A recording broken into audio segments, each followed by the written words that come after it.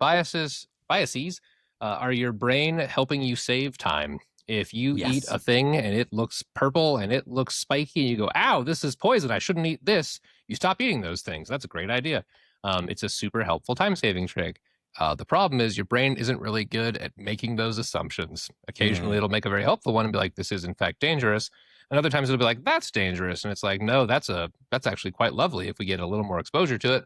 And it can make huge skipping leaps.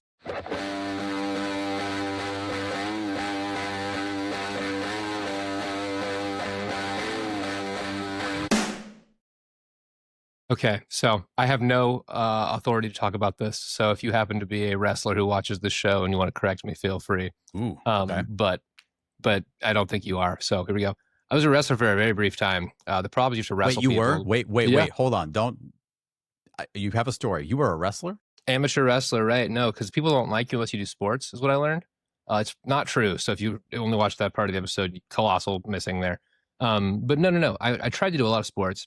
I was kind of okay at a couple of them. I was not okay at wrestling, but I've never lost in wrestling. I'm 1-0. I pinned a kid from Mattoon and said, fuck this. And I quit. And I blamed a knee injury that wasn't real.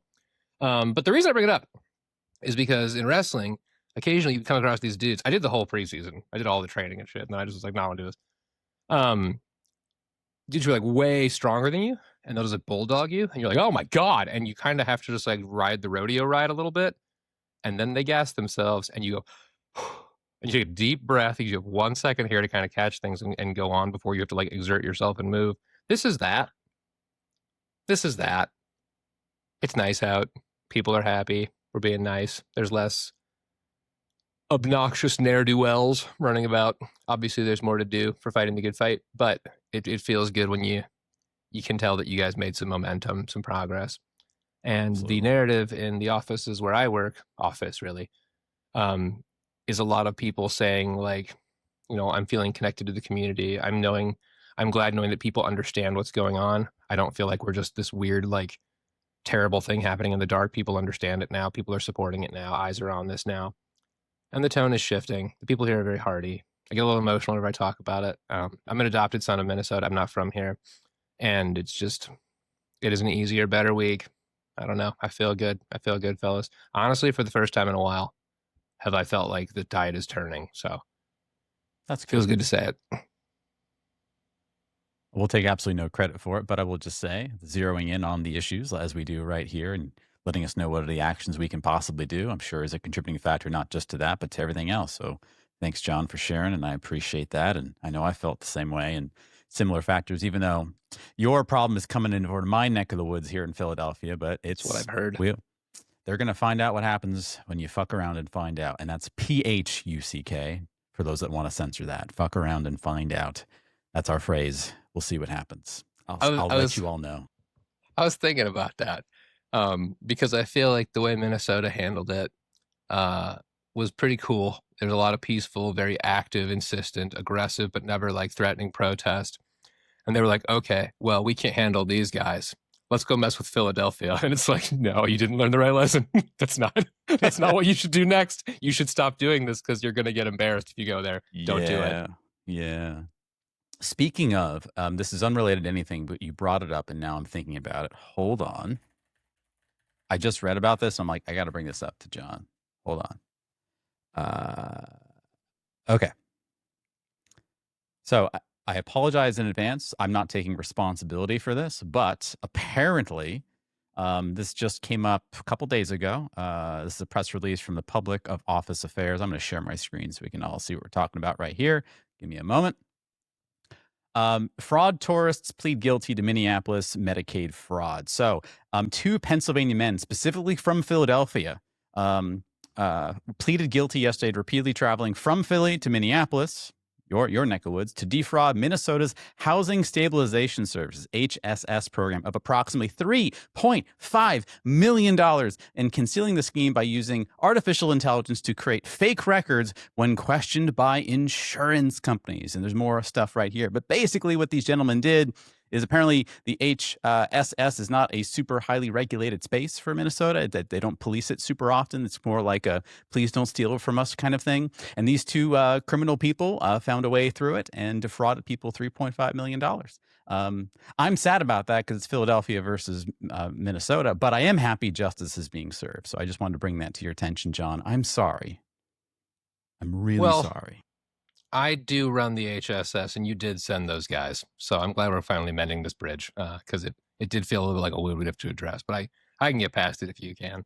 Yeah, in general, I do want to highlight a little passage in this article here, which if you're just skimming along, you may have missed over the part where it says, these two dipshits tried to use AI to hide things. And if you're at home and you're a little dipshit and you're like, I'm going to hide things and be sneaky with AI, you're not going to do it.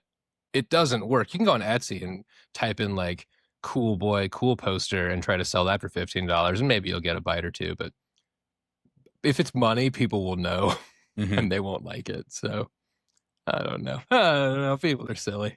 John, I need some good news, buddy. Give me some good news. I got good news. It's specific news, and it's actually in the same vein. We here at the Zed, we're talking, and there's a level of like... We're calling it Z now, or Zed? The Zed. The Zed? The Zed. If we had a zine, we'd be the Zed zine, and everyone would hate it, so let's not do that. There's a game by Sega called Shinobi, and the bad guy in that game was Zed, or Neo Zed later on, so we are the bad guy in this story. But continue, I like it. I will be the oldest age I'll ever be, like on my dying year. And someone might say Sega, and I will still hear Sega. Like every time. I'll never not hear that. That is just grounded in my brain. Anyway, the good news is as follows. It's about tow trucks. What? And ice. What? Two things everyone likes that we all think are good that are probably going to be a good story. It is. There's a fellow by the name of Juan Leon, who became the proud owner of Minnesota's newest tow truck service recently. And what he had been doing is taking these tows in per ice bullshit. And what I'm going to cut the story short because it's a lot of lore, but he's just giving all the cars back for free. Wait, what? So I'm going to read the title. Minnesota tow truck driver returns abandoned vehicles to family after ice arrest. He got told, go get these cars, take them away. And he's like, I'll just take them to the fucking families. So there you go. Just doing it for free. It has been, I get emotional every time, but like the people in this state have just been like, no, we're going to be Team Human again and again and again. This person is going against his profits by doing this. He is doing a counterproductive thing for his newish business. But I'll tell you what, he is beloved pretty much immediately. If my car needs a tow, I know who I'll reach out to. Wow. That is lovely. It is. This doesn't compare at all, but I remember the last time I got my car towed, I was parking in the city here in Philadelphia. Who knew? And I thought I parked on the right side of the sign, but apparently the sign was so confusing enough. I was parking on the wrong side of the sign, and you're on the wrong side of the sign, your car gets towed. Whatever. That's not the important part of the story. The important part of the story is it gets towed. The next, I have to take a taxi back home. I have to go to the Department of Transportation, DOT office, and try to plead my claim, whatever. And this lady had absolutely no heart whatsoever. She's like, you are a dumb person for having not read this very, very confusing sign. And clearly the way that the sign was pointed, the arrows were going this way and you were going that way. And yes, the sign was tilted specifically in a direction that only you'd be able to see it. But I mean, she went through a diagram of showing you're an idiot, pay the goddamn fine, pay the tow, and then you'll get your car.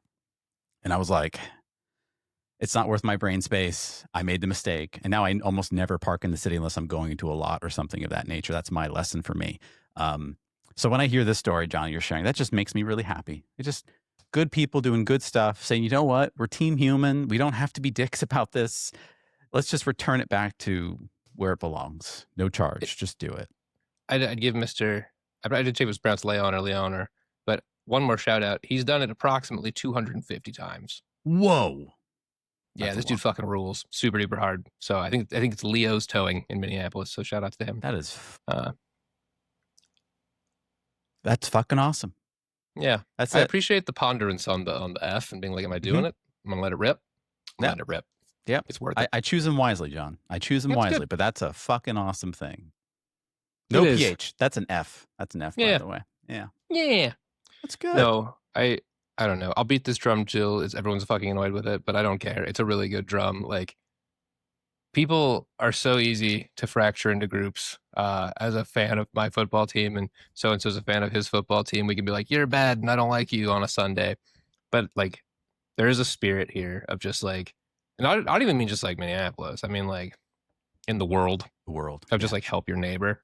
And it's pretty cool to see. And you see it a lot. It doesn't get the same traction because you don't click on links like that all the time, but that's part of the show, man. That's why I want to do this. Yeah.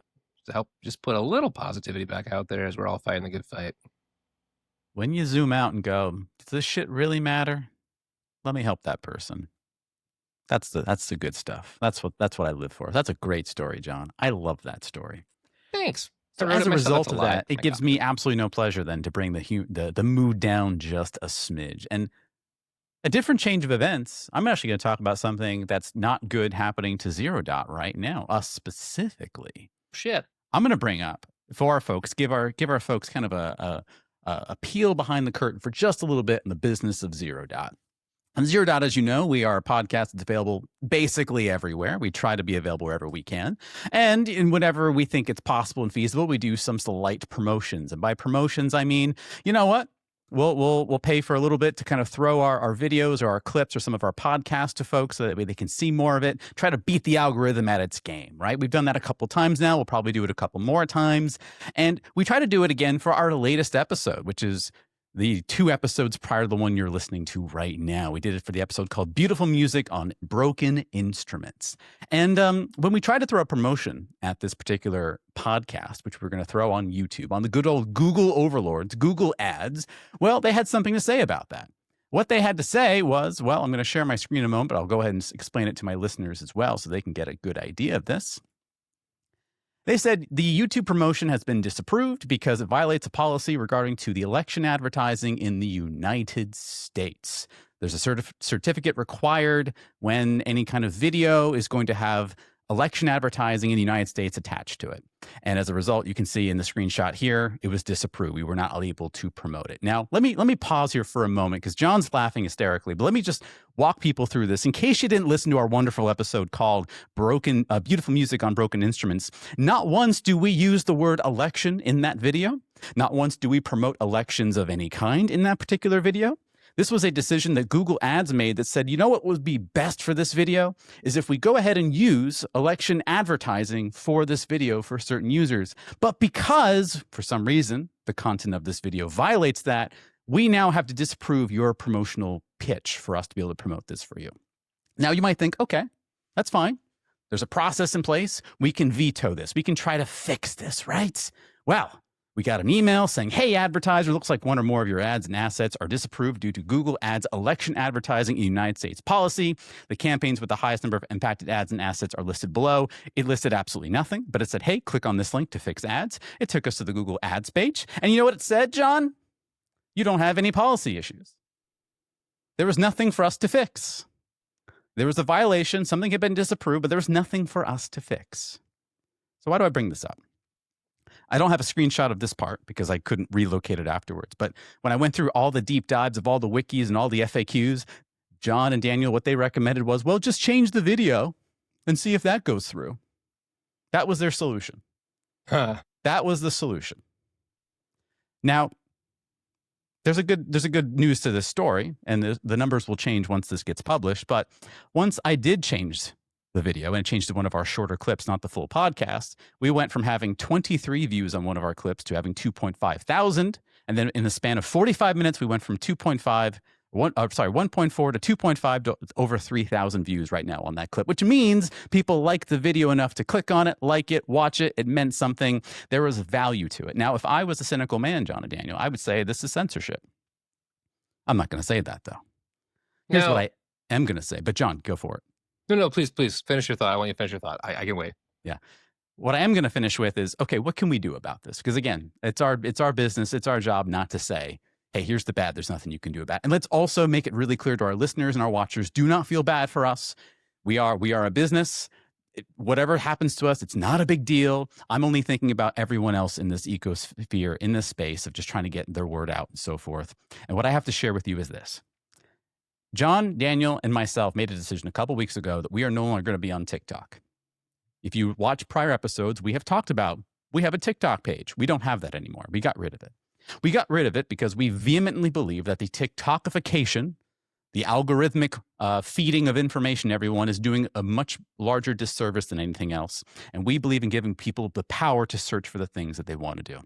So to me, this is a larger systemic problem of YouTube trying to deal with this idea of who we're going to feed this information to, how are we going to make our advertisers happier. And yes, you could make the cynical view that it is censorship. Daniel was saying before how you click on one thing, you search up one thing, and then suddenly it gives you 10 million different views on that particular one thing you searched up that one time. Well, there is a solution. It involves a couple of clicks.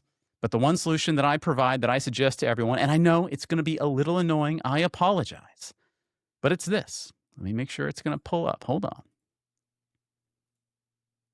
Incognito mode, or some kind of mode that doesn't track your information, and searching up YouTube each time and using this lovely search bar, literally typing in whatever you want and searching for the content that you want. So I'm going to recommend to every single person on this planet, use the search bar more. Don't, if you want to, go ahead and have your stuff curated for you via the algorithm. If that's what you enjoy, that's fine. But I'm empowering all of us zero dollars. Search your stuff up more. If you're afraid of what it's going to be feeding to you, go ahead and use incognito mode, because here's the truth. And this is the unfortunate thing. Everybody's listening to you. Google Ads blocked us because they listened to our episode and thought what we had to say was problematic and we didn't want to advertise to it. That's the end of the day. And I'm not here to say that's wrong or right, but that's what they're doing.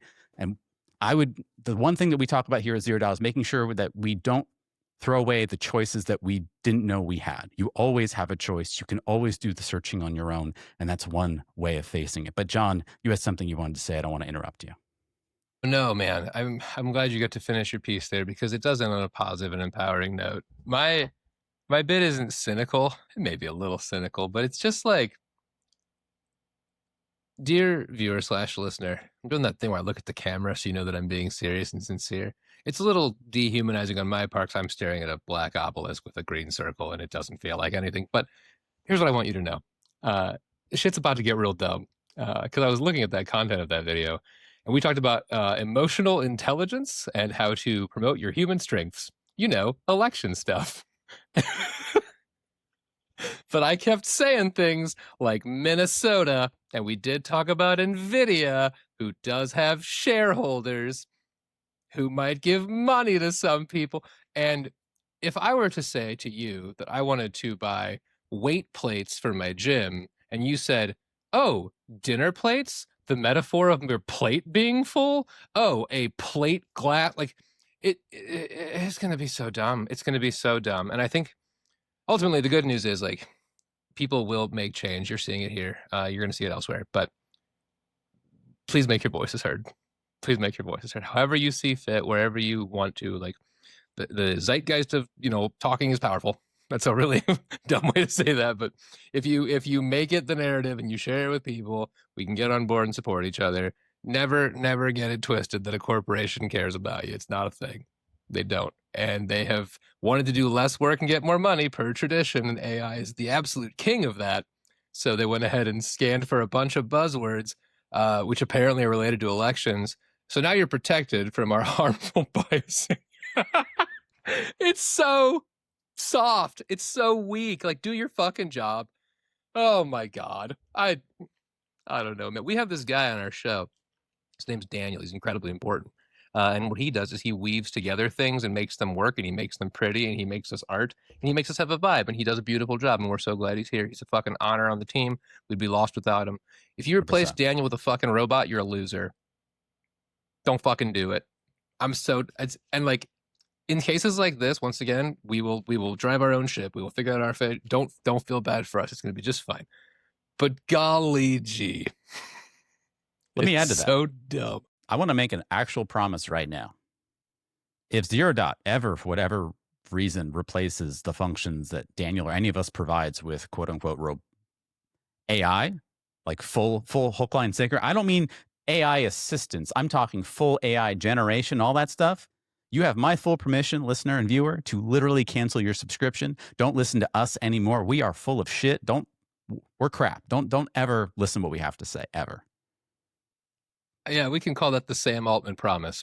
You know how he would never put ads into ChatGPT because he finds that, quote, particularly disturbing, I recently got an email from OpenAI saying, "Hey, we're doing ads now," and I said, "Cool, my account is going to be deleted. Goodbye." But just no, that's not a line that we're crossing. And I'm not here to like use AI to make your fucking grocery cards look nicer. I don't care. Whatever's fine. Also invent grocery cards so that sentence makes more sense. Grocery list is what I was going with in my head.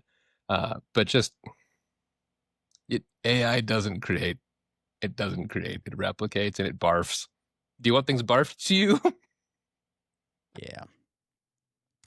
Well, thanks for indulging me. That was just the thing. That's a little bit under behind the scenes with Zero Dot. Once again, it's not hopeless. It's not all lost, but it's something to be aware of. That anything you post online, basically, AI is collecting data about it to use it for some kind of mechanization. I won't begin to guess what it's for, but I'm sure it's profits. And you can fight back a little bit. Can I do a type 5? There's a type 5 that I used to do. 4 minutes and 45 seconds. Go. All right, let me set a timer. I'm bluffing. I'm not actually setting a timer. I'm just pressing keys on my keyboard. So if I go past it, somebody let me know kindly. There's a thing I would used to do when I was working in a rehab. And I would talk about like AA meetings, or I would talk about like a warm line. A warm line, for the record, is like a hotline you call if you're not suicide. Somebody to talk to. It's actually a really great resource. And I would talk about like not Narcan. What's that thing? That thing that you take? Naltrexone, which is a whole other topic, but it's helpful.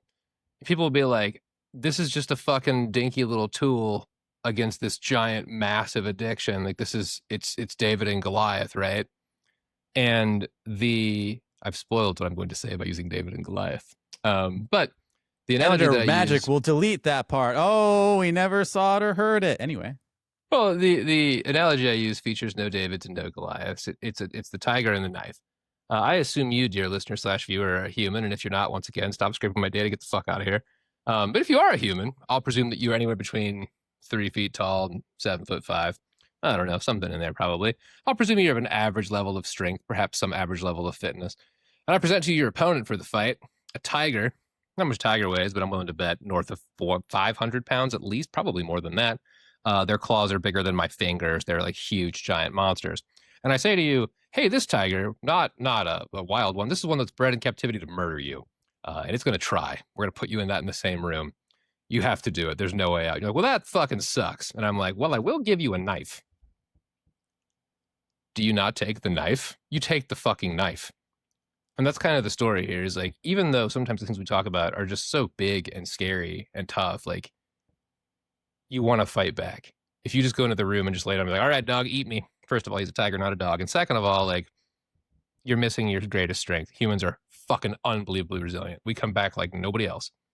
I mean, all the animals, like we do, like we're the most resilient creature other than maybe squids. Tigers weigh about 680 pounds, by the way. So what a good guess from John. Yeah, very good guess. What a good job. Mm-hmm. But I do just want to point out, like, it's never actually hopeless. It never is. And hope is a ripple.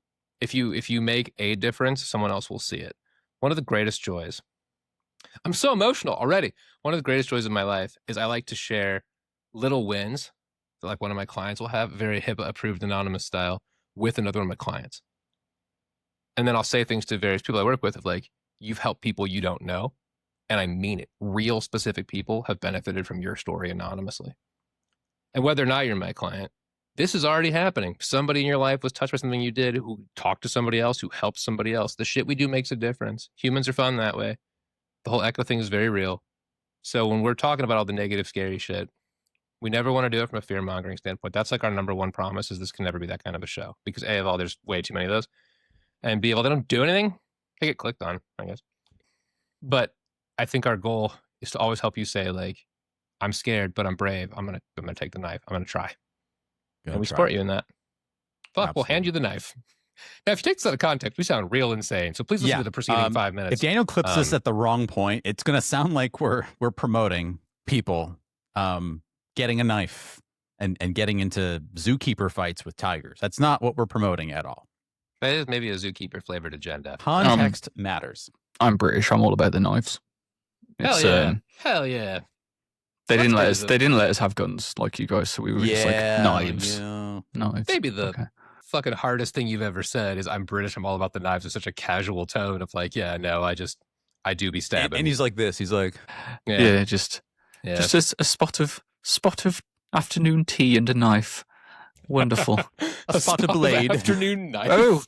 Oh, you fool! You think this is for buttering my scones? Oh no, this is for murder. You know what happens to me because I'm a dumb, stupid American? I always am like, dude, you do the best British accent. Like I'm like, oh my god, his British accent is flawless. It sounds so real.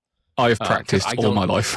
I don't believe anyone could actually be from anywhere else. So very convincing. Very convincing. If British people were real, oh my god, you'd be exactly like them. Oh, amazing. Scone or scone? Scone. We say scone. See, I say scone, but I don't know whether that's good job. the typical British way, or whether I've just been kind of like gone mind warped by the amount of American things that I've seen. Maybe it is. I don't know. I don't hear scone. Because scone, it would make sense because isn't it two ends? And for us, it's one end. Scone. Like think of the word cone, like an ice cream cone. God, I'm going on a whole last journey. Hang on. This is what we bring you here at Zero Dot. The hot takes. Scone or scone? Let us know in the comments. No, who's right, who's wrong. It's one end. Where have I seen it with two ends? Am I going insane? I mean, a typo.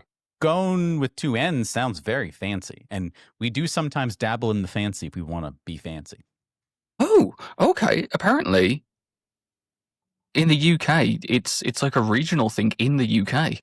So apparently, up north and up by Scotland and the northern England, they say scone, whereas down here in the Midlands and in the south and Ireland, they say, or we say, scone. Both are considered correct, but ours is more correct. I'm fine with that. I can't find it. There's a quiz / heat map, and it breaks down who uses which words where. It's really fun. It's just the United States, the one that I have, but it's like fireflies versus glow bugs versus there's another one that they are. We do semi truck versus tractor trailer. We do soda versus pop versus just Coke is its own thing in the South. We call it like everything Coke. Kind of get a Coke, can be like a Sprite. But it's real fun. And I'm like on the hard line of pop and soda from where I'm from originally, but I'm a hardcore pop guy, which is Michigan centric for those of you in the States. Turns out that's where that's from. What about a soda pop? I do feel like that is a weak compromise from a coward to avoid having a real opinion, but it is also cute if you say it sody pop. Sody pop. I'm back in. Yeah. So here in Philadelphia, seltzer water is a big thing. But seltzer water is just soda with no sugar. And I forget where I was, but they called that just plain soda. Just plain soda? Or club soda, which has a little bit of salt. Soda. Club soda. But here, you never say that. You say seltzer. Give me a seltzer. We just sparkling water. Sparkling water. For us, sparkling water implies there's minerals in it. And does. Us filthy Americans don't like that. You see, there's minerals all up in our water. Yeah. All over the place. We're all about those rocks in our water. Yeah, fuck that metals. We don't want that shit. If you go to a restaurant here and they ask you if you want still or sparkling, you're like, oh, I didn't know we were in a fancy restaurant. Right. Yeah. That's a big deal here. And it will not taste good, we think, but we will order it anyway, so our date is impressed. John, I don't want this. You go to a restaurant, they offer you bottled water, which is the same as other water. They don't call it tap water. What do they call it? Because, it's a trick, because if you go with, oh yeah, I'll have water, they will charge you for the bottled water. But if they give you just tap water, it's free. And I forget how do they phrase it? Oh, what do they Local do? vintage. They do it in a really confusing way. There's a joke here that water is council pop. Council pop is water here. That's good. No, I don't know, but I do know you're right, and I can't think of it. That's going to bother me. They phrase it differently. I don't think they call it tap. Faucet juice. Faucet juice. Fun me fact in French, and this is true, French class years and years ago. I had to say milk on a quiz, and it was like, I would like some milk, and I did not know how to say it, so I said, je voudrais le jus de vache, which means I would like the juice of cow, and I did not get any points. Technically correct, but Ms. well, Pabst did me wrong. Cows do have many juices. They have multiple juices, so You can't legally ask me which one I want. You just have to guess. That's the rules here. We Okay. do raw milk around here sometimes, which is its own conversation that I'm not going to get into because I don't want to get pegged for elections.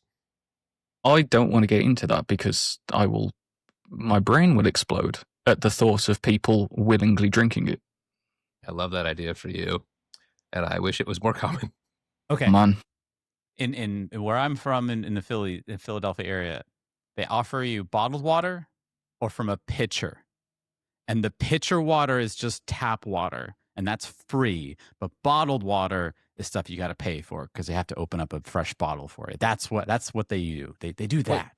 What you're paying for is the lid The to cover lid. the water and protect it from irritants. You're raw dogging it with pitcher water. Anything could go in there. Who knows? yeah. And some restaurants, they won't even do that. They'll do, would you like bottled water? And then you go, you have to say, no, I'll just have a pitcher. Okay. There's so many vampire rules bullshit things. Yeah, man. You have to invite the vampire into your house. Would you like bottled water? Hang on a second. Let me consider. No, and don't take my son. And also, I would. There's a crucifix, and also, pitcher's fine. Thank you. And the question implies like, no, ew, gross water. But like, no, I want water. But they don't give you the option of saying you have to know there's a secret hidden option.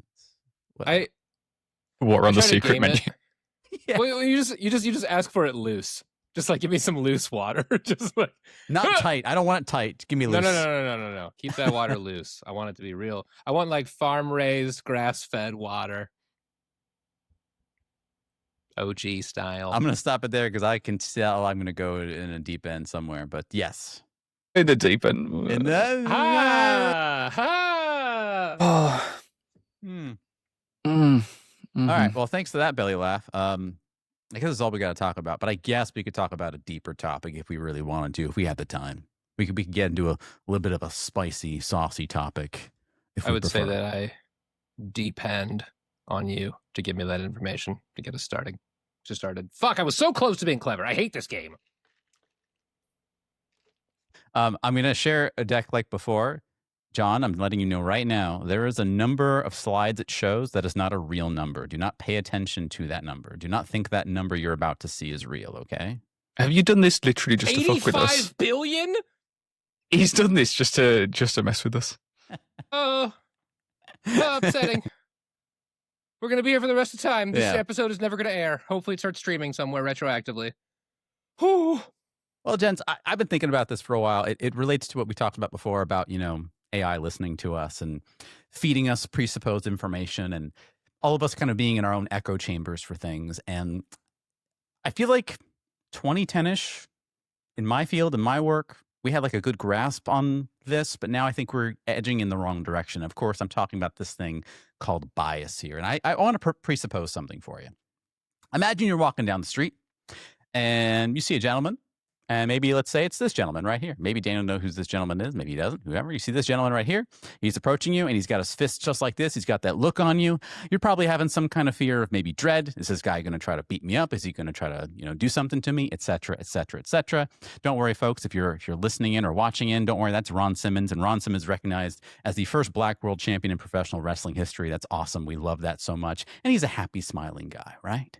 He's a really happy, smiling guy. He's in retirement now. He's good. But that first image right there of that individual, that gentleman with his fist like that, he was notorious for playing a persona that was a little bit of an evil bad guy and all that good stuff. But we might, if we didn't know any of that context, think, oh gosh, this guy's about to fight me. He's a threat. Got to worry. Got to be careful about that. But no, it's not him.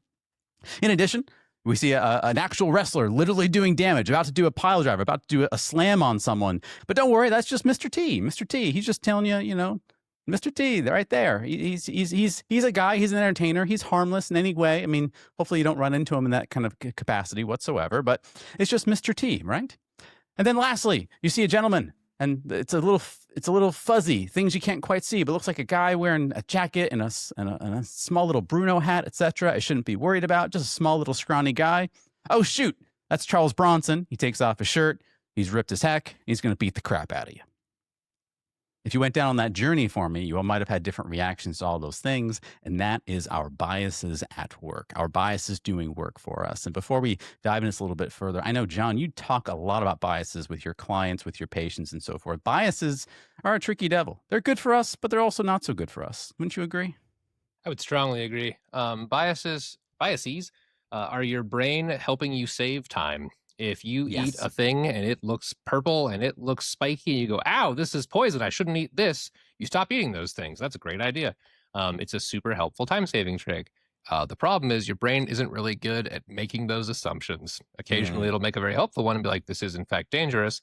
And other times it'll be like, that's dangerous. And it's like, no, that's actually quite lovely if we get a little more exposure to it, and it can make huge skipping leaps. Yeah, right. It does that thing where it says, well, in the past, this is what happened. So we will just assume that's what's also going to happen in the future with the limited amount of information that we have. You're right. It skips time for us. And it is very helpful, especially if you listen to our prior episodes, we talk about fight or flight. It's incredibly helpful in those particular capacities. But if you're listening to this podcast right now, chances are you're probably not in a fight or flight moment every single day, every single moment of your life. So that's where biases can get us into a little bit of trouble. The fancy term for this, cognitive bias, is a systemic pattern of deviation from norm or rationality in judgment. Individuals create their own subjective reality from their perception of input. Here's the truth. John knows this. I know it. Daniel knows it. We all have a cognitive bias. Every single one of us. If we didn't have this, we would be, well, we wouldn't be human, but I'd also say non-humans also have some kind of cognitive bias of some kind.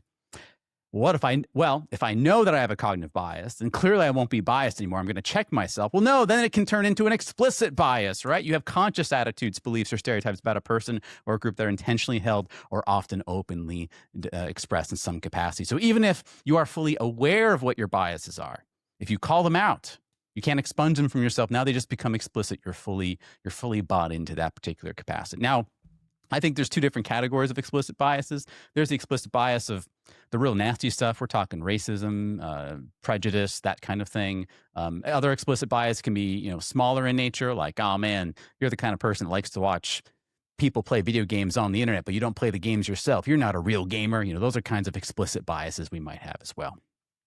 Then we have things like this.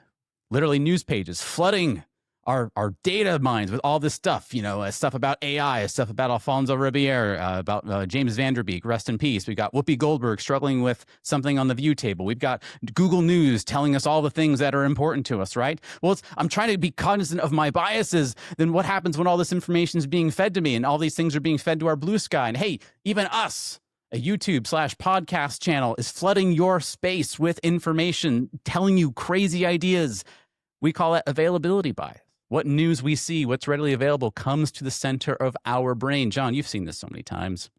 Absolutely. Something comes in your algorithm. You go, that's a take I don't agree with, but okay, that's a take. And then before you know it, next week, everyone's saying, hey, I've been thinking about this thing. And they're all saying exactly the same thing from that particular take that came to you from your particular algorithm, right? The availability bias. We can't run away from it. All of us in our own particular echo chambers and our algorithms. We can't escape it. Or can we? Maybe we just make sure that I just curate what I see and hear and eliminate that stuff so I don't have that availability bias. Well, then we get into confirmation bias, because now I'm literally just pulling in the information that I want to have and nothing else before. I've said this story before many times. There was a YouTuber that I used to watch. His name's Scooby. He was a fitness influencer. I liked all of his stuff. He had some good information. He had one video I did not believe in. I thought it was a bad take on a prior generation, and I unsubscribed for him. And I realized, after about a week, that was a mistake of mine, because even though he had one video I didn't like, he had so many other good videos I did like, I went ahead and resubscribed because I didn't want to give in to what I believe was confirmation bias. I did not want to believe in this echo chamber that, I want to funnel everything and curate everything specifically to my wants and my needs. Because this is really easy to do, John, isn't it? I mean, in the TikTokification of life. In your experience, what has been things that you've seen your patients or you've done to try to eliminate or at least be aware of this as much as possible? I feel like the single greatest talking point about this for me is the whiplash you see during elections since social media has been popularized. because people will go in with a level of gung-ho confidence, and then half of the people are like, what the fuck? Because they're surrounded by the same opinion all the time, and it's very easy to think that your thing is the thing. Yeah. It's also very easy to think that the things you like are well liked by everybody, whereas I don't know, like say you're really into crochet and you are on, crochet TikTok, crochet YouTube, crochet whatever else, and then you talk to someone and they're like, oh, what is that? And you're just like, oh, well, that's weird. But instead of crochet, a relatively benign and harmless thing, it's shit that you're like violently emotionally invested in. Not violently, but like it's your full fucking self. Like it's crazy important to you. Yeah. No, this has been a fun listen so far from me because I keep getting baited by your hooks when you're just like, well, you could do this. Or I'm like, no, you couldn't do that. And then you're like, but you couldn't do that. Yes. Like, Yeah, no. And I just want to echo the sentiment of, again, we become a part, our identity becomes part of our bias. It becomes attached to ourselves. And that's really tricky and really kind of hard to navigate. Then we got things like anchoring biases, clinging to the first impressions of people. I can't tell you how many times, folks, I'm going to let you in a little secret. I give the worst first impression. That's just the way that I am. People have a certain perception about me. That's just what happens. And then once people kind of unravel a little bit more about me, they start liking me a little bit more. But that anchoring bias kind of hurts us all. Every single one of us, we have a certain assumption about someone. Literally the first 3 words out of John's mouth and the way he looks, I'm like, oh, John must be that kind of guy. Sam has to be that kind of guy. Daniel has to be that kind of guy. And yet that literally trails and follows us for years sometimes until we're visibly shooken and distraught from that, or we just go along our day really having that mistaken bias. And then we have hindsight bias. This is one I'm guilty of all the time, John. Believing the events of the past were predictable and avoidable. We all knew this was going to happen. Didn't we all? Wasn't that fully aware? This absolutely had to happen the way that it did. No, we didn't exactly 100% know all the time. It just feels like it in hindsight because I'm now in the future and I get to say that. And we call that an option select in certain industries because I'm right every single time. Isn't that right, John? It is right. I would just do a very short plug insofar as how these are mental health flavored. The hindsight bias is the shame thing where you will go, I should have fucking known better. I'm bad. If we haven't done shame versus guilt before, the 5-second version of it is guilt is productive, shame is not. You can't do anything with hindsight bias. It just makes you go, I should have known. Why am I inadequate? And anchoring bias is anxiety bias because you go, I have to get this exactly right because if I don't, then people will hate me forever. And they're both based in some real shit, but also that we have more to say about that. That's not where that ends. I mean, my job, I'm a public speaker. When I go into these events, John, this is the first time they see me. I have to try to circumvent people's anchoring bias about me within the first minute of my existence in front of them. And for a while, that sent me down a spiral. Like that really made me upset because that's an intense amount of pressure for any single person to be on. And that's literally my day job. And that was incredibly frustrating. Once you learn more of the mental aspects and the psychological stuff about it, it's not too bad. But yeah, it's a real thing. We all face it. We all have this issue.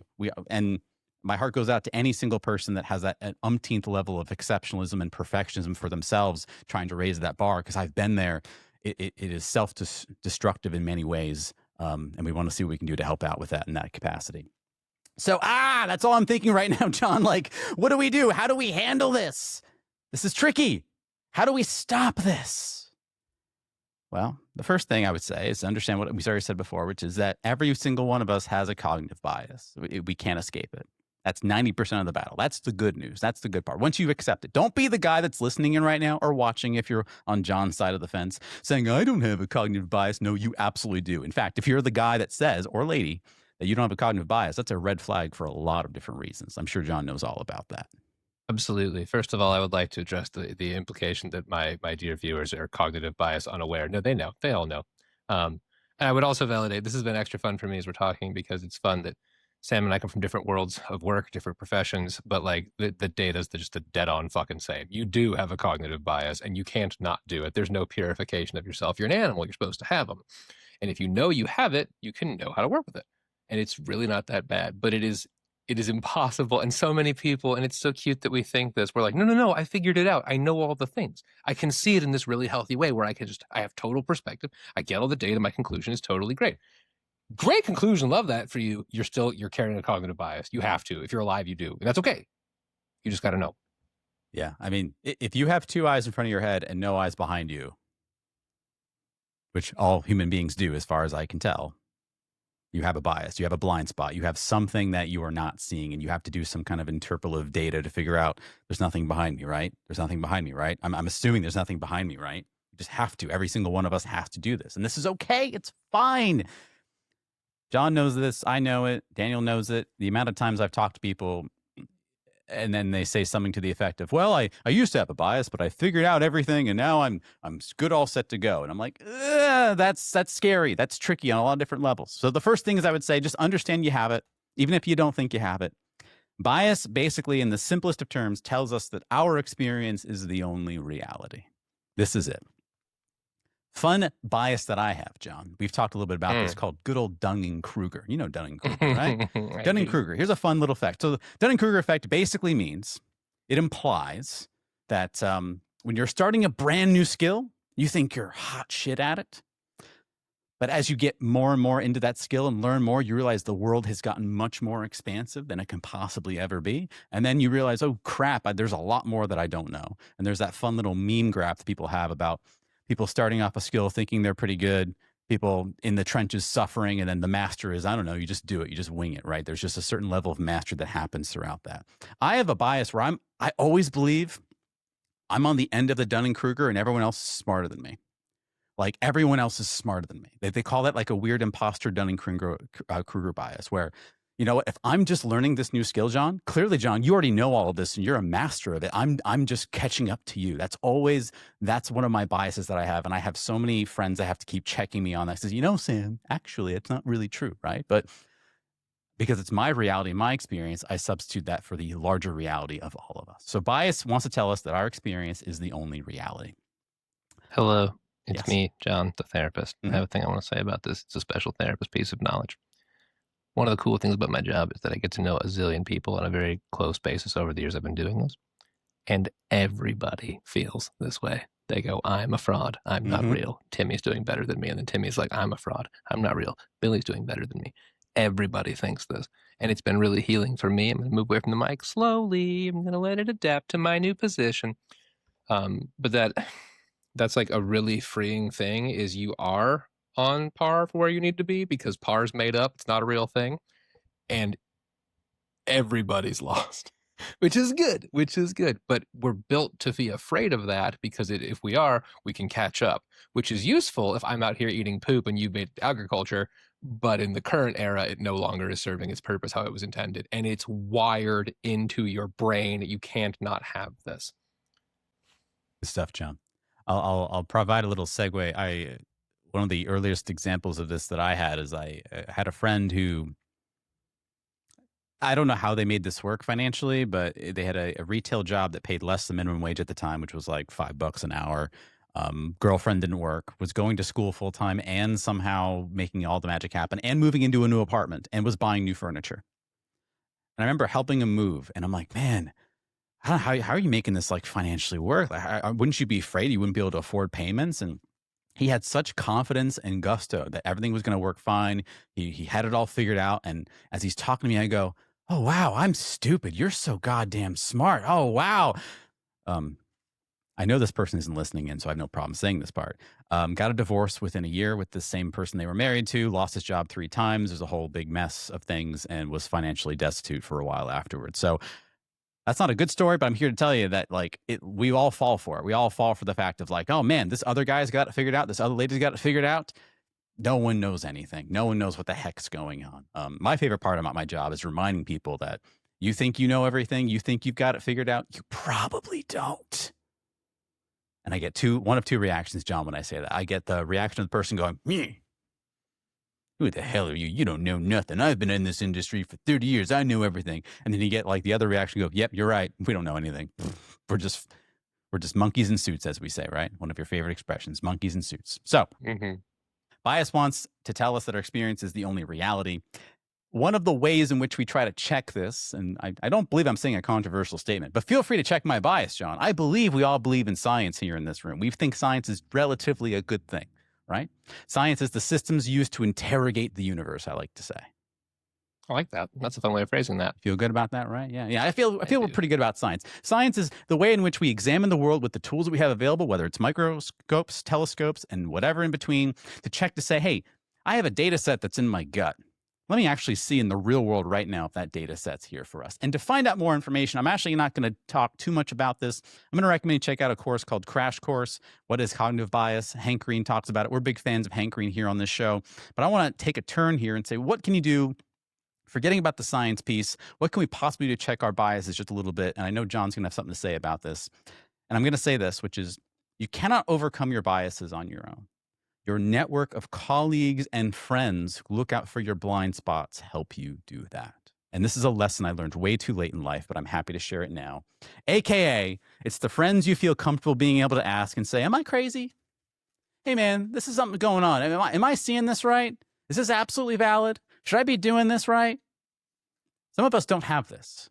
And don't worry, that's okay. It's not doom and gloom for you. But we all have the ability to have a network of people to check ourselves and say, hey, Daniel, this crazy thing happened and I'm angry about it. I'm feeling a kind of way. Am I seeing this right? And Dan go, dude, Sam, get off the log. It's totally fine. You're overreacting. It's not that big of a deal. It's okay. Or Daniel can be like, hey, actually, you should be mad about this, et cetera, et cetera, et cetera. Our networks and our friends help check for our blind spots throughout our day. And I know John's just dying to say something about this. I'm going to let him say. What do you got for me, John? Oh, I have a few things. This is so central to our whole thing here at ZD. And that humans are great. To be on Team Human is awesome. Notice the word team. It's really important. Yeah. If you don't have a team, you can't acknowledge your cognitive biases. So you just have a belief and it's stuck. But here's the problem, dear listener/viewer, is oftentimes people will deliver you messages to update your biases and they will do it in a way that makes you feel fucking stupid. And they'll be like, oh, dude, we don't say that word anymore. That's a bad word. And while that might be really good for you to know, you're now like, well, I'm the problem. Fuck you. I hate the way you said that. And I'm going to cling to it much tighter now. So we're enemies and I don't like you anymore. And that's why gentleness is actually a mandatory part of this. It's not just fucking soft, cozy bullshit blanket stuff. It's if you deliver people things in a hostile way, they won't take the data in. At the end of the day, everyone should know this. I'm very passionate about it. Emotion trumps logic 100% of the time. It's not even close. It's not even close. If you feel something, it will defeat the logic of it every single time. People buy shit they don't need because they feel ways. They get in fights because they feel ways. They fall in love because they feel ways. It's not based on logic. Humans have never been logical creatures. It's cute that we think we are. We can use it, but we're not. So, yeah, there's more, but I'll get to it later. Thank you. I want to go even further where you're going at with this, John. Absolutely right. We're not logical creatures. Pretending that we are is a trauma response that we'll get into some other time. But more importantly, you literally cannot, in whatever conversation you cannot have a successful conversation if you don't address the emotions first. You can't. You cannot. You can't do it secondary. You can't block it out. You can't cut it out. No, you have to address the emotions first every single time. You do. So I'll always do the 5-second recap of this. We have an episode on this elsewhere, but emotions are a biological process. They're used for communication. It is in the way and it filters your perception of things. If you validate my emotion, I can now hear your data. If you don't, I will sit here waiting for you to validate the emotion. Correct. That's not because I'm a therapist. Yep. Mm-hmm. It's because I'm a fucking animal.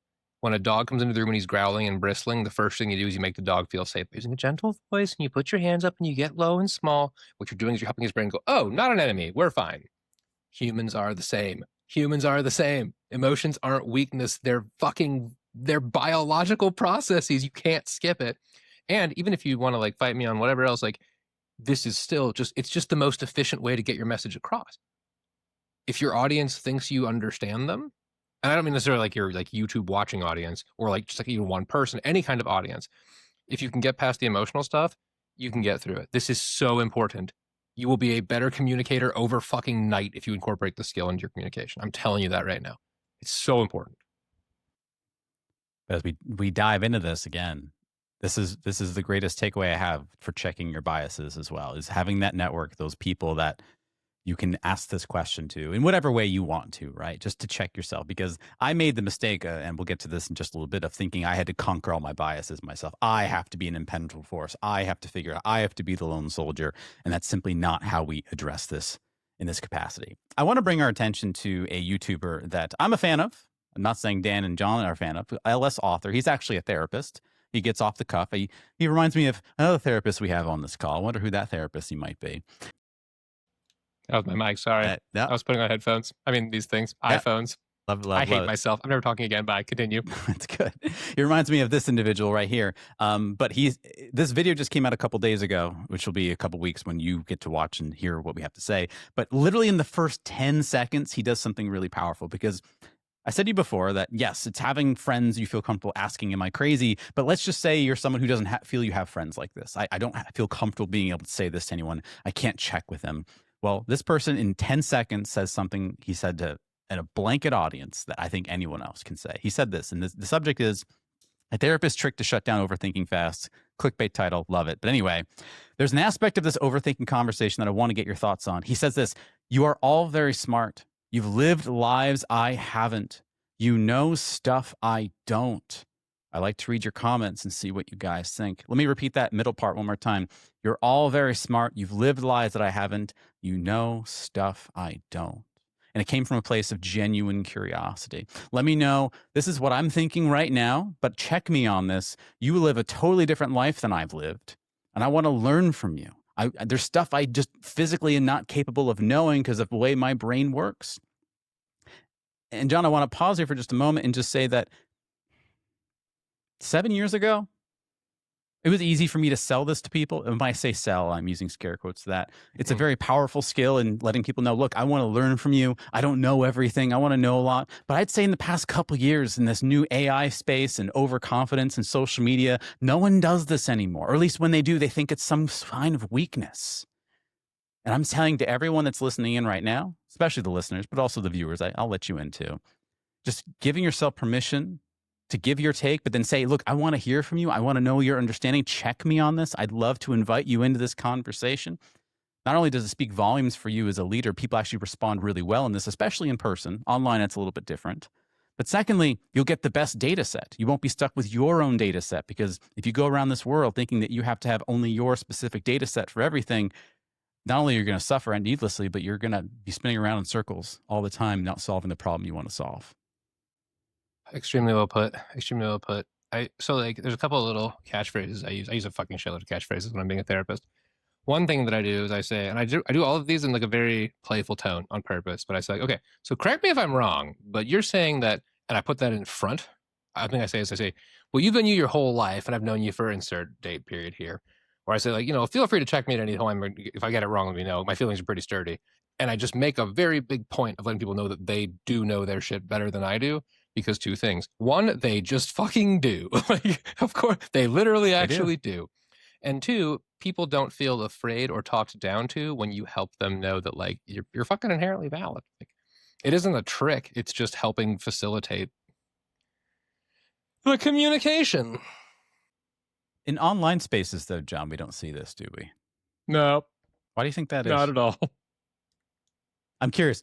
This is actually me asking you. I have theories, but I really don't know the real crux of it. Like, I've seen it in the past 3 to 4 years. People aren't doing this. They're not engaging it. It's very closed sentences. We're not asking these questions. And even if the person that does actually ask this question, for some reason, there's a collective hive mind that the person asked the question's a fucking dummy. And I don't know where it's coming from.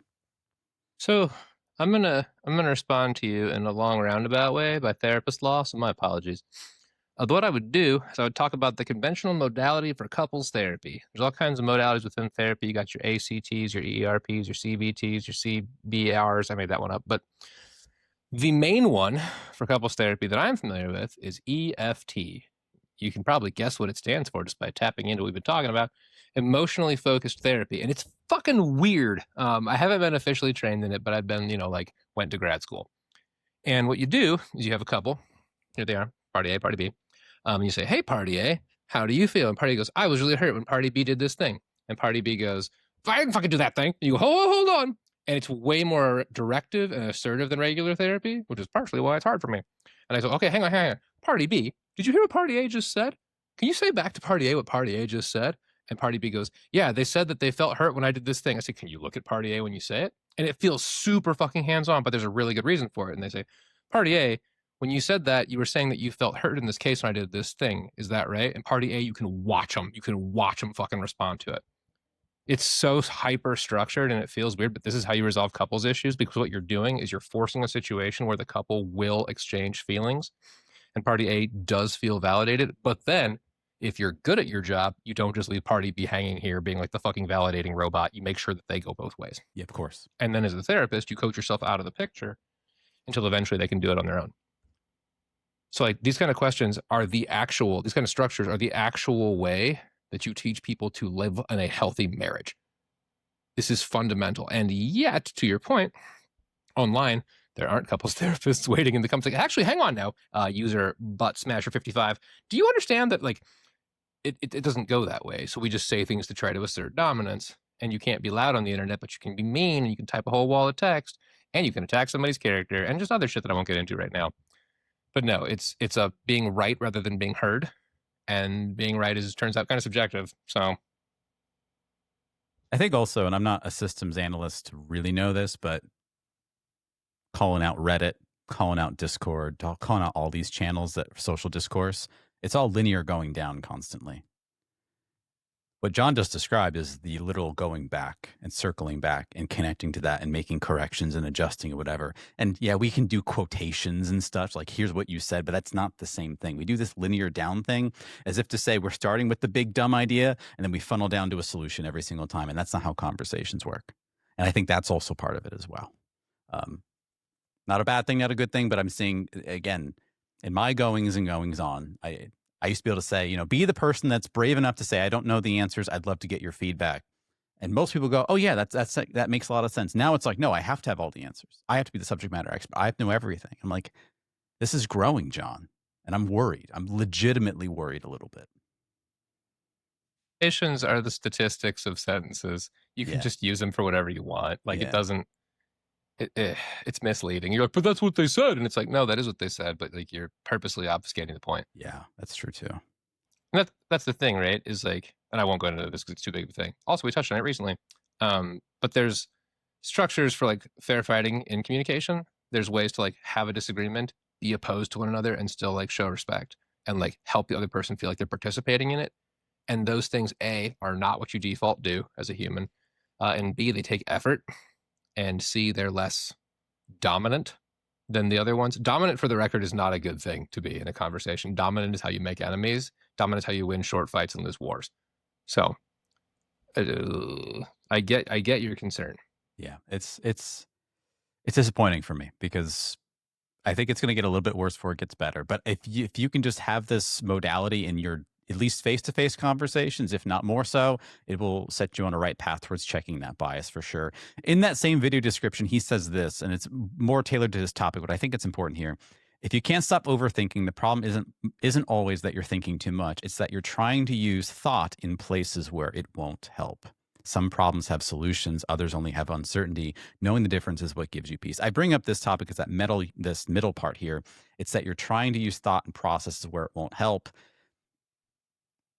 Our cognitive biases, when we use them to the umpteenth degree, is not helpful to us. And knowing when to check that, and knowing when to survey other people, whether it's our friends, our family, colleagues, I recommend having multiple networks of friends. In fact, whenever I have an intense emotional reaction to things, John, I have like 3 different pockets of friends. I'm like, hey, what do you think? Hey, what do you think? And usually it's a split. One guy, love him to death. He's like, nah, Sam, you're always right every single time. You have every reaction. And that feels good. But like, let me just triple check with my other network of friends.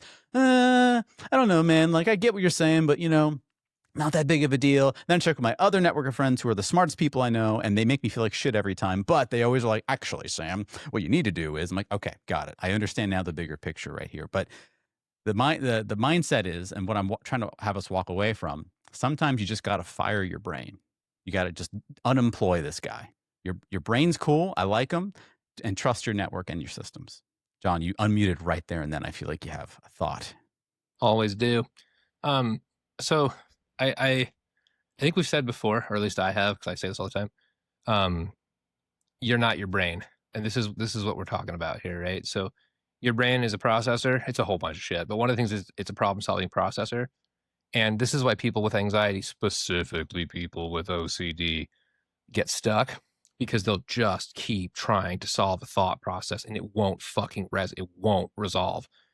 And it's not because they're dumb. In fact, it's often problematically because they're very smart and intelligent. You just keep going through the data again and again and again and again. There's like a trying to think of a good example of this. It's more example from before about the supercomputer. The people with really smart supercomputers think, I'm going to use supercomputer to solve this problem.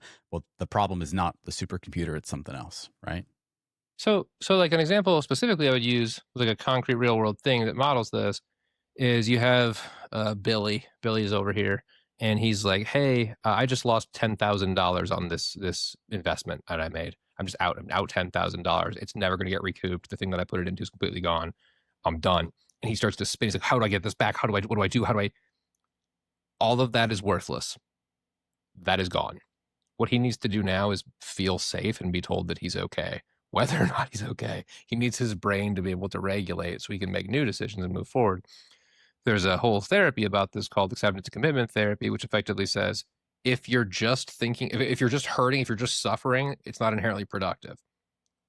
And it's not inherently valid, even at that point. So you want to help yourself get to feeling your feelings. But if you're just spinning over, I did this thing and it sucks, I did this thing and it sucks, I did this thing and it sucks, that's your brain glitching. It's not you. It's not what you believe in. It's not what you'll believe in fucking 6 hours from now. It'll be totally different. So yeah, when we say fire your brain, it sounds funny.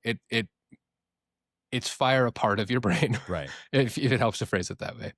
But it is a really good piece of input. You cannot outthink these things. I'm sorry, Sam, that went on a bit ranty. I loved it.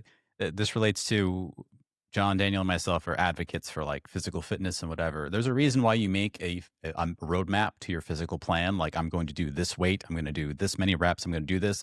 Because if we just focus on what our brain feels, totally unreliable. The brain is going to change course every single time. It's not the best source of data.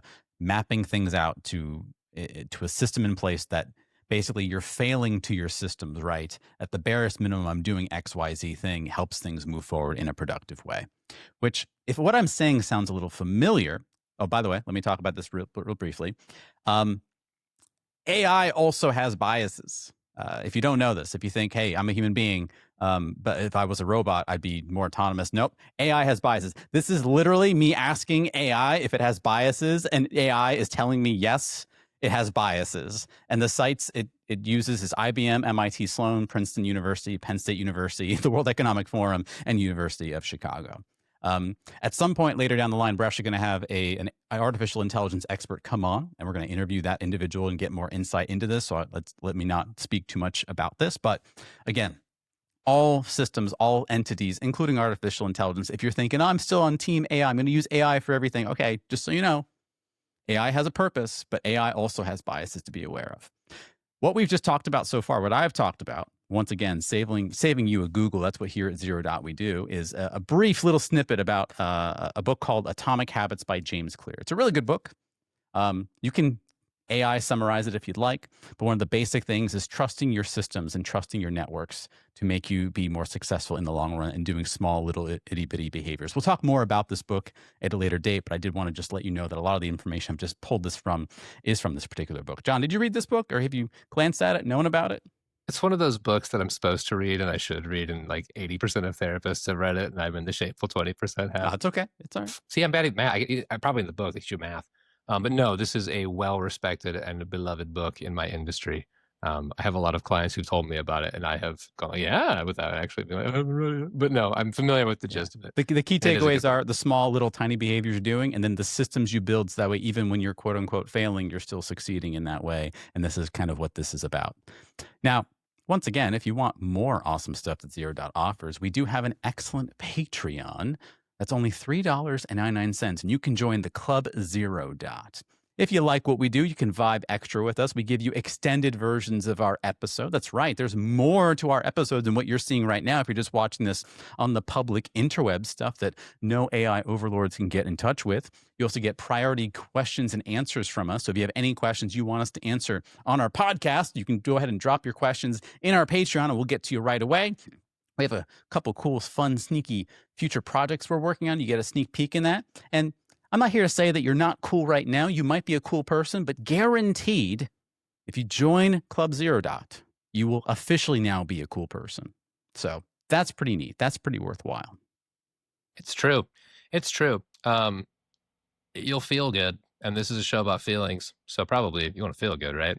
I would be lying if I said that feeling would last forever and we solved your problems. It won't at all. But It's maybe a value according thing. We'd sure like it and appreciate it. Yeah, absolutely. And again, helps support us, helps make us keep making good stuff for you in whatever way we can. But don't worry, we're not quite done just yet, because I bring all this up about biases to tell you a story, or rather ask you the question: what if your system of failure, what if your system for removing bias from yourself, or at least limiting it, was the people that you have around you? And now I'm going to tell you a story about me. So in just a moment, I'm going to share a couple pictures, and I will illustrate what those pictures are via my voice for those that are not tuning in via the video time. I'm going to show a picture right now, and it's a very specific snapshot of my life. But before I describe what that picture is, I'm going to have John try to describe what he thinks is special about this picture. And here's the picture right now. Okay, so dear listeners, let me paint you a canvas here. There is a Sam with a slightly different hairstyle. He's in a front yardish, I would assume. He's looking down at a rabbit. He's casting a shadow. The rabbit is looking back at him-ish. There's a car in the background I think is relevant to the main point. It might be like you and the rabbit are doing like a Wild West, like woo kind of a thing. Yeah, it could be that. Otherwise, maybe it's like your Pokemon and you just like threw it out there and it's supposed to fight something. And it's like, I don't want to do this. Or additionally, you are carrying a mug, and maybe you invited it out for coffee to talk about its quarterly report. Yeah. Well, those are all really good guesses. What do you think? I'll be careful. Nintendo might be after you if you. Yeah, no, I said the summoning P word, this rabbit. Yeah, that's true. That's true. We didn't mean that. We meant Jamaican practitioners. Okay, Jamaican practitioners. Yeah. Good call up there, Daniel. Thank you, producer, for keeping us on top of that. You're right. Always. The picture that you're seeing right now is me in a if I recall, it was a summer month. It was a hot, warm day. It was 7 a.m. I'd been up since about 4 a.m. doing work from home stuff.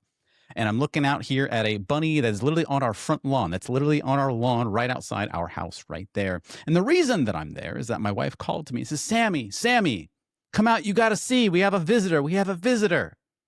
And before this picture was taken, I'm like, honey, I can't. I'm busy. I'm working. I've been up since 4 a.m. I've got to get this done. I've got 300 emails waiting for me. Got a meeting I got to go to. I don't have time for this. But she begged, and I finally came out.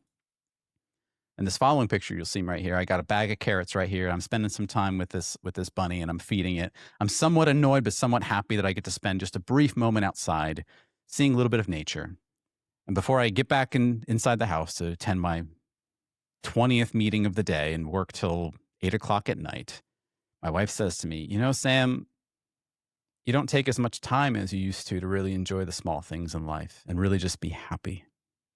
She pointed that out to me. Now, if this was a sexy version of the story, I'd tell you that was exactly the moment that made me wake up. But I'll be honest with you, because if she listens to this podcast, as she does, she'll be the first one to say she told me that hundreds of times and I didn't really listen to it. But finally, one of these times it did. But I recall at this particular moment, I go, my life should not be dictated by me staring at a computer screen all day, answering emails, being a part of web calls and so forth. There has to be more to this thing, because here's me. I'm done a big day of work. I just got back from the office. It's like 8, 9 o'clock at night. I'm on my phone. And I can tell you right now, that's not TikTok. That's Instagram. It's either YouTube, if I have any kind of brain space left, or it's me checking more emails, dealing with things. I don't even have the brain space to play a video game at this point in my life. I don't have the brain space to go to a movie or go to the pub with friends. I'm literally just living to work at this point in my life. And it was my wife who's pointed out to me and said, something's got to change here, Sam. This isn't you. You don't have to be the atlas of this particular universe. So I did like what any person does in this situation, John and Daniel. Go, you know what? You're right. I deserve to be happy. You know what I'll do? I'll buy my happiness. So I went ahead. If you're seeing the picture right now, it's a illustrious, very illustrious antique arcade machine of the popular video game Street Fighter 2. And I went ahead and I'm going to buy this for myself. I'm going to put it in my home and I'm going to enjoy it because I'm a hardworking man. I deserve it. And John, if you know how this story works, you'll know that at a certain point, I go, well, that's over now. So of course, I'm going to need a second one. So let me go ahead and buy a second one, right? Because again, I wasn't getting that dopamine. I will give a picture from before. Even my cat Doomathy L. Binks III approved of the arcade purchase. So of course, I need to buy a second one and put it in my house to make sure that I'm happy with all of the things that I own.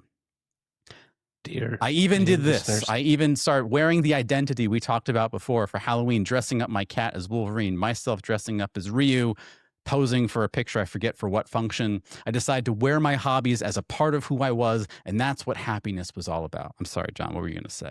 Never be sorry for greatness. I was just going to say that this is a real big point for the viewers because this is fucking incredible and you should watch this part. It's good. I'll tell you what happened, but when he says, I'm going to buy a second one, he cut to, and the two arcade machines are set up nearby each other. It looks fucking awesome, but also just the comedic timing was very good. Not to dunk on the listeners in this one. I just genuinely feel bad for them because that was really well done. Also, you look fucking sweet in this Ryu get up. I like it. So at this point in time, at a certain point, there's actually a third arcade machine I buy. I'm not showing that part. This didn't work. Buying my happiness didn't work. I thought that I could just keep slaving away, working this job that I kind of hated, but paid the bills. And as long as I just had my hobbies and had the things that I liked, my toys, this would help me out. It didn't work. Zoom passed 2 years later. Outside, what you're seeing right now in this particular picture, we're outside on a campus lawn, and they're about to do a showing for the movie. If I recall, I think it's The Labyrinth with David Bowie. It's in May we're doing this showing, and we're going to wait for the sun to set, and we're going to play a movie here. And I'm playing this picture for a reason, because this is one of my favorite pictures I've ever taken of myself and the person who motivated all of this. This picture right here is of myself and my significant other and my wife, and this is literally the day that I quit my job. And you can tell if you look at that facial expression, he's happy for the first time he had been in a really long time. Now, it wasn't just an up and quit. He'd planned this for a long time. He gave in his notice, all that stuff. He was going to change careers significantly. He was going to go away from being in pharmaceuticals, nothing against that, to doing something that really fulfilled him greater. He was going to be a public speaker. He was going to be a workshop instructor. He was going to travel the entire world, showing people the things that he knew, the lessons he learned along the way, the good, the bad, the ugly, and try to make a dent in whatever this mess that we're in, that we're going to be in. From construction work areas to other places to workshops. I've blurred this particular picture because I don't want to show people's faces, but doing fun little games and getting people to laugh and see that it's the human connection that makes us powerful. I got to see all kinds of places about the world, and I got to travel everywhere, and I still get to do this every single day. I even did it during COVID. None of that would have happened if I didn't have my partner in crime who pointed out to me, hey, this isn't quite right. Something's off. Because at this point in time, John and Daniel, I had this place like, I've got to keep the roof up. I got to keep the ship afloat. I just got to keep powering through. I can be, if I'm good enough, I'll get through this. Misery is just what you have to do through life. And if I didn't have that network system to point out that, hey man, something's off. Something's not right. This ain't the way to live. Well, I wouldn't be here today. I wouldn't be here at Zero Dot. Zero Dot would not exist as a result of it. I share this story not to gloat, but just to rather to say the impact of just opening yourself up to the opportunity that you don't know everything, and that there might be a better way, and that this way usually is kinder to yourself. My wife was the one who said to me, you've got special skills, you've got special powers, you've got special abilities, you've got knowledge. People would love to have this from you. And here I was settling for a lot less when the truth was I was actually enough. So when we say cognitive bias and we say we need to be aware of it, it's not a bad thing. It's actually a beautiful thing. And the mechanism in place that I would suggest, again, is the network of people that you have to check on you to make sure that you're doing what you got to do so you can be the best version of yourself. And that's my story, John. I love that story. A lot of pieces of feedback for you. First off, a piece of feedback for Chris. Thank you. What a fucking cool human you are. Thank you for being just who you are and helping us be here, because I like doing this show and probably wouldn't be happening if Sam hadn't taken that page turn. B of all, Jesus Christ, you look good in some of those pictures. Holy fuck, man. Those are you're a good looking dude, but like the one where you're like posed with your leg crossed back, go back a few more. That's a good one. Keep going. That one. That's a fucking stud muffin right there. I love that picture. But I also want to just validate that, like, you hit on a really important thing. A of all, if you want to buy video game cabinets, fucking do it. It's amazing. It's super sweet. B of all, I wanted to give a special shout out to the ADHD of all homies. We are so fucking vulnerable to this, where you're like, oh, I'm going to work hard and get the thing will make me happy. It will make you happy, and you should get it. It won't make you stay happy. It won't give you meaning. It won't give you purpose. And I had a moment today I wanted to reflect on very briefly before doing the show. I'm hanging out with a person I'm dating, And I'm talking to her about a piece of gym equipment that I want, and I got real fucking sad because I was like, I don't need this. I can have it and it will be fun, but I'll be out a few $100 for a thing that I'll use twice. I don't need it. And why is that sad? I'm saving money. That's cool. I had insight. That's cool. It's because my brain wanted to feel good feelies. And the point that Sam is making here that I think is incredibly well put is like, joy that lasts is from experiences and relationships. It's not from stuff. It's never from stuff. Have we done ego esteem and self-esteem as a conversation here before? We've touched on them. We haven't done a deep dive yet. I'll do the very short 5-second version. Ego esteem is your things are awesome, so you're awesome. And things can be like your professional licensure, your marriage, shit like that. Self-esteem is you're awesome because you are awesome. Your personal traits are awesome. That idea is very tangentially, but very relevant to this. And that like the things that make Sam feel good, the things that make him light up are things like experiences with Chris, going to these places, helping people, connecting. That's just going to make more fun and more joy than any arcade machine, which once again, I've played on one of those arcade machines. It's fun as fuck. It's super cool, but it's not the driver for what matters. And it's so cool to be able to have people who are able to give that feedback. And I want to cheer on the Chris's of the world. And this isn't like a you can fix people thing, but like humans take a while to change. And if somebody lovingly plants an idea and it doesn't grow, that doesn't mean that soil is dead. That doesn't mean that idea will never happen. It takes a while sometimes. And it's okay if someone you love hasn't got there yet. It takes a while. I've also had a similar but dissimilar version. It wasn't Chris in my case. It was actually my friend Kevin. But just finding ways to know what actually matters in life and how to. And I also would add on, you have to continue to acknowledge the piece of your brain that's like, get more shit though, because like it is fun to get some shit. I'm not knocking getting some shit, but it cannot replace this. It can't. And you have to have a team to get that feedback. And a team can be small, 2 people, 3 people, 5 people, it doesn't matter. Personally, I think like having, like Sam was alluding to, a few teams, perhaps small teams of 3 or 4, incredible. Very, very like genuine, like good for safety because your brain has more places to bounce things. Mm-hmm. Doing this on your own doesn't work. Humans are silly and we fall into fixed pattern mindsets. We do. And we'll be like, well, I'm going to do this thing. And it's like, oh, that didn't work. And you're like, well, then I'll fucking do it harder.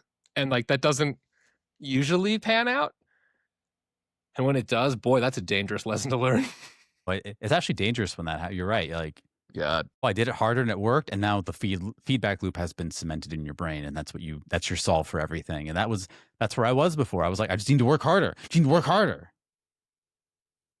Working hard is awesome. It is awesome. And people should find great ways to do it. It's really good for you. It is not the only thing. It can't be the only thing. You deserve better than that, dear listener/viewer. I would say to anyone that's watching or listening right now, my takeaway to anyone is having that wonderful relationship, whether it's platonic, romantic, or otherwise, and having networks in place to give yourself permission to go, hey, can you check me on this real quick? Being able to say that to anyone and have them actually give you their honest feedback is incredibly powerful. Because if this lessons anything, I'm literally going to Chris for all kinds of things like, hey, am I overreacting here? Am I doing this? Am I doing that? And she'll be like, maybe, kind of, sort of, whatever. And of course, I use other people as well. She's not my sole source. John's talked about this before. Don't put all of your eggs in one particular basket. But having that is such a gift, and I would not trade that for anything. And I'm one of the luckiest people on planet Earth. But guess what? Just because I'm one of the luckiest people does not mean you can't also be lucky. Everyone can have this. Not this specifically, because this is mine, but everyone else can have something like it, right? You get to have something like this. And the thing I have to say is, like, there are people who internalize the idea that they are unworthy of this and can't have it. I will never be done talking about this, hence the comment I made about expediency.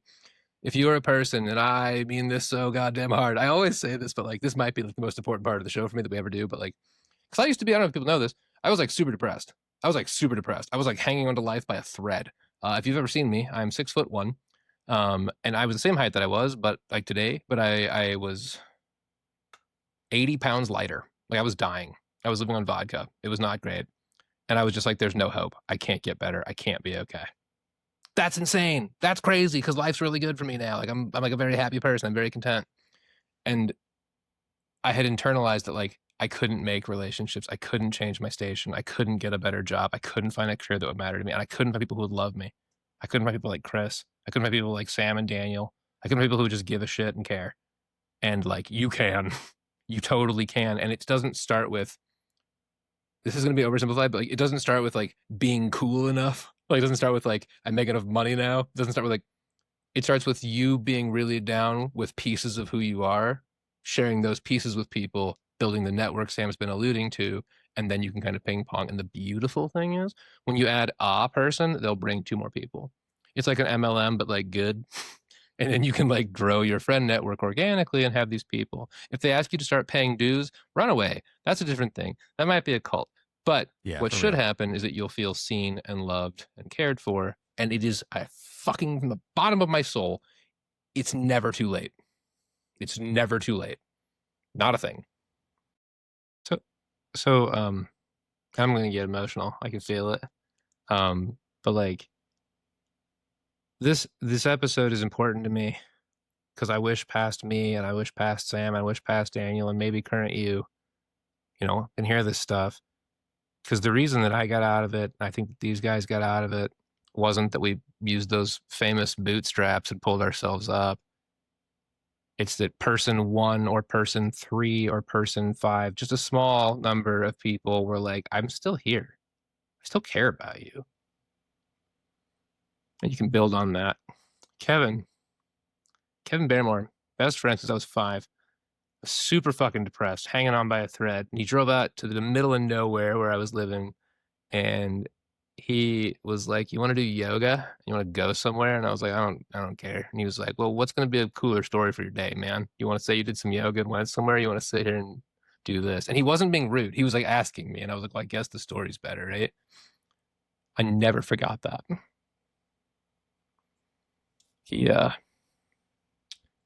It's like, it sounds dramatic, but like, he saved my life.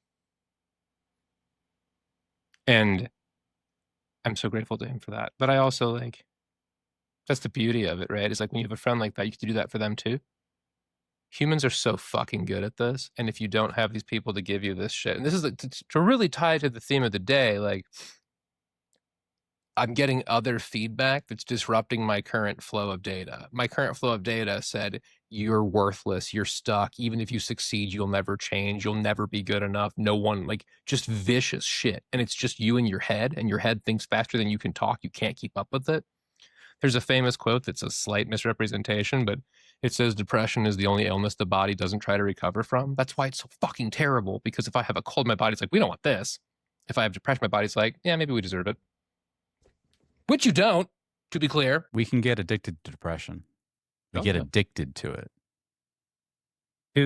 To share what it truly is, because I think people should have this on record somewhere.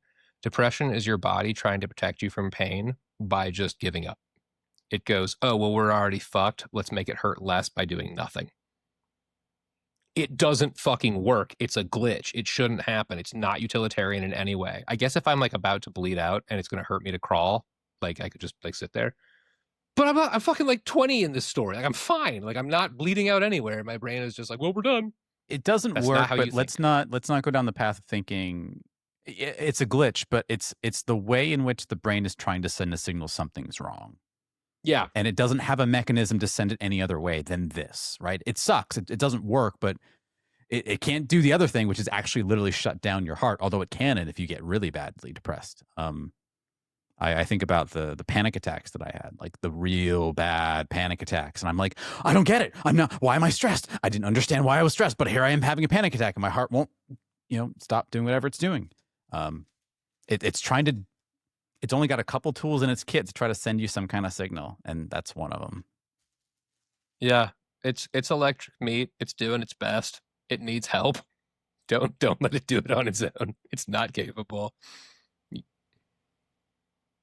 But it's okay. It is. Because you get to be that wonderful person for someone else, and someone else will be that wonderful person for you. We're all team human. We all do this. We're all in this together.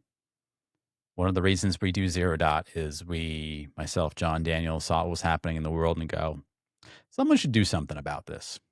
And we did we did all do the thing of like someone smarter than us, better than us should probably do it. But then it's like, well, maybe it should be us. And I'm not saying we're a savior of anybody. We absolutely are not. But we're some kind of dent, some kind of punch in the system in whatever way we possibly can be. They should.